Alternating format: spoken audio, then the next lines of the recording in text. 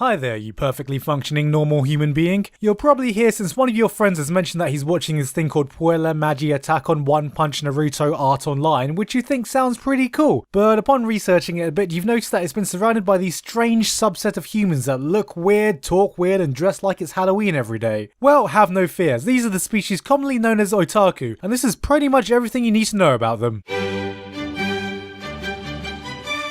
The origins of otaku date back to the time before Christ. Actually, it's a little known fact that Christ and Buddha were huge otakus themselves, as depicted in the documentary Saint Young Men. Otakus are normally big fans of the entertainment medium anime and manga. It is speculated that otakus initially walked the earth when the first manga were published on ancient cave paintings. Though there are a lot less otaku then, probably because the art was pretty shit. Once a human watches enough anime, this triggers a biological chain reaction that transforms them into an otaku, giving them a natural affinity towards huge eyes, spiky hair, and cute little Asian girls. It is a common misconception that anime originates from the ancient country of Chinaland, owing to its other name, Chinese cartoons. This is in fact inaccurate, as recent studies have shown that the origin of anime is actually linked to a place called Japan, which to our best knowledge is located somewhere around here.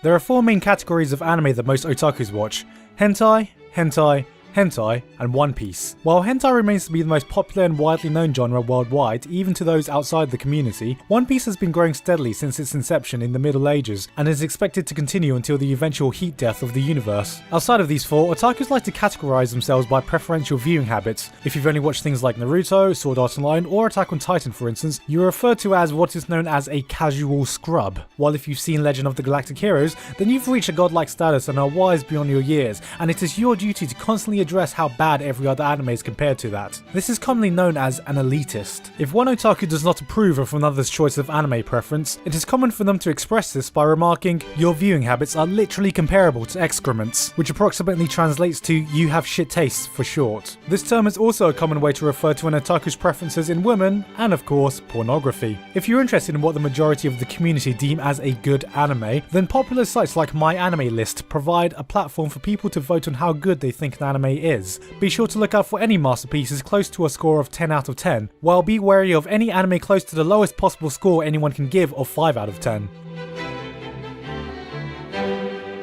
Usually, it's a rare sight to see an otaku in the wild, as they are normally in a permanent state of hibernation in their rooms. They will, however, traverse the outside world on the odd occasions to attend anime conventions, an event where you are able to see herds of wild otaku congregate to socialize among themselves. While anyone can join, it is highly unadvised to, as it is normal social etiquette to spend no less than your entire life savings over the course of the weekend. Some otakus, however, are masters of disguise and operate in normal society, camouflaging themselves despite being huge fans and wanting to spout out references in normal life. These are the ones you need to be most wary of, however, as you never know the next time you may walk into a supply closet to find them masturbating to tentacle porn. Usual resource gathering and survival works a bit differently in the mind of an otaku. For example, using money to eat and sleep is completely optional based on personal preferences, but spending $700 filling your room up with anime Blu-rays and figurines is considered absolutely fucking normal.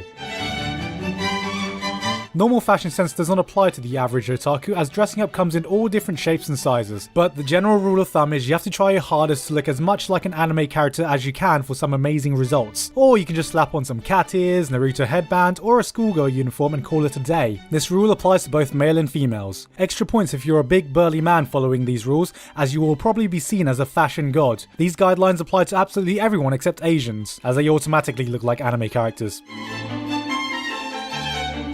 In otaku culture, a life partner is referred to as a waifu, and is normally chosen among the array of characters seen in anime. Polygamy is not uncommon in the culture, as a single character can be waifus to multiple people and everyone can have multiple waifus. But while a subject can have multiple waifus, there can be only one best girl, a title bestowed upon the most prestigious of waifus that any otaku would easily give their life for. A topic that can get so intense that it's been red-marked as a possible catalyst to starting World War III. An important thing to note is that waifus and wives are not the same thing.